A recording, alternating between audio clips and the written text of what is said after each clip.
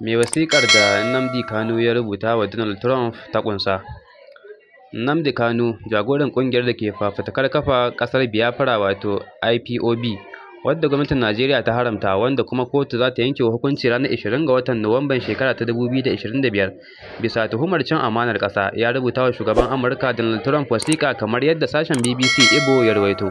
A cikin wasiƙar mai shafi 4, jagoran haramtacciyar ƙungiyar ta IPOB ya yi bayani kan yadda shari'ar da ake yi masa ta fara da kuma halin tsaro da ake ciki a 'yan kudu maso gabashin Najeriya inda ya fito. Nnamdi Kanu ya yi amfani da damar wajen tattauna abubuwa da dama da suka faru tsakaninsa da gwamnatin Najeriya tun lokacin da ya fara fafutukar kafa ƙasar Biafra. Ya nemi Donald Trump da ya yi bincike dangane da kisan da ake yi a kudu maso gabashin Najeriya da wasu al'amuran na daban. Zarge-zargen Nnamdi Kanu kan jami'an tsaro. A wasiƙar, Nnamdi Kanu ya yi zargin cewa jami'an tsaron Najeriya sun yi yunƙurin kashe shi har sau 4. Kanu ya kuma ƙara da cewa kisan da ake yi a Najeriya na faruwa a jihohin Benue da Kogi da kuma yankunan arewaci sakamakon ayyukan ta'addanci. Sai dai kuma ya ce kisan da ke faruwa a kudu maso gabashin ƙasar ya sha bamban, inda ya ce jami'an tsaro ne babbar matsala a yankin, inda ya zargin cewa jami'an tsaro na ɗora alhakin kisan da ake yi ga mutanen da suke kashewa. Hujjojin Nnamdi Kanu. A wasiƙar tasa, Nnamdi Kanu ya lissafa wasu lokuta da ya ce jami'an tsaro sun kashe mutanen da ya bayyana da Kiristoci Yahudawa a Najeriya. Ranar bikin Biafra wato Mai 30 ga wata a shekara ta 2016 da kuma waɗanda aka kashe a makarantar National High School a Aba a Fabrairu na 9 ga watan Fabrairu na shekara ta 2016 da waɗanda aka kashe a farmakin Operation Python Dance na biyu a Satumba 12 ga wata zuwa 14 ga wata na shekara ta 2017 da kuma waɗanda aka kashe a Obibo, Port Harcourt, Oktoba shekara ta 2020. Nnamdi Kanu ya bayar da alƙaluman da manzon Majalisar Ɗinkin Duniya na musamman Agnes Callamard da Amnesty International da sauran alƙaluma.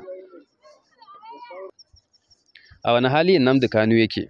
Tun dai 2021 ne Nnamdi Kanu ke tsare a hannun gwamnatin Najeriya kuma yake fuskantar shari'a kan cin amanar ƙasa. Halin da Nnamdi Kanu yake ciki a halin yanzu ya sa 'yan Najeriya da dama dasa ayar tambaya cewa shin daga ina jagoran na IPOB ya rubuta wasiƙar. A ranar 20 ga watan Nuwamban shekara ta 2025 ne wata babbar kotu da ke zamanta a Abuja za ta yanke wa Nnamdi Kanu hukunci a bayan gaza kare kansa da kotu ta bashi damar yi. Kotun ce dai ta bai wa jagoran haramtacciyar ƙungiyar ta IPOB da ya bayyana a gaban kuliya ranar Juma'a ta 7 ga watan Nuwamba domin kare kansa da kansa ba tare da lauyoyi ba. Kotu ta saka ranar yanke hukunci wa Nnamdi Kanu.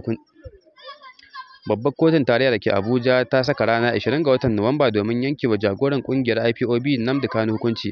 Alƙalin kotun mai shari'a James Omotosho ne ya bayyana haka a zaman kotun na ranar Juma'a kan shari'ar da ake yi wa Mr. Kanu kan zargin ta'addanci. Mai shari'a Omotosho ya ɗauki matakin ne bayan da Nnamdi Kanu ya kasa fara kare kansa bayan kwana 6 da kotun ta bashi domin yin hakan. Kotun ta ce bayan Kanu ya gaza amfani da damar da aka bashi domin kare kansa daga tuhumar da ake yi masa, bai kamata ya ci gaba da ikirarin da yake yi cewa an hana damar da kundin tsarin mulki ya bashi na jin bahasinsa. Nnamdi Kanu dai ya nemi ya kare kansa bayan korar lauyoyinsa idan har kotu ta amince. Idan bai kare kansa ba, kotu za ta rufe sauraron shari'ar tasa sannan kuma ta yanke masa hukunci bisa hujjojin da masu tuhumarsa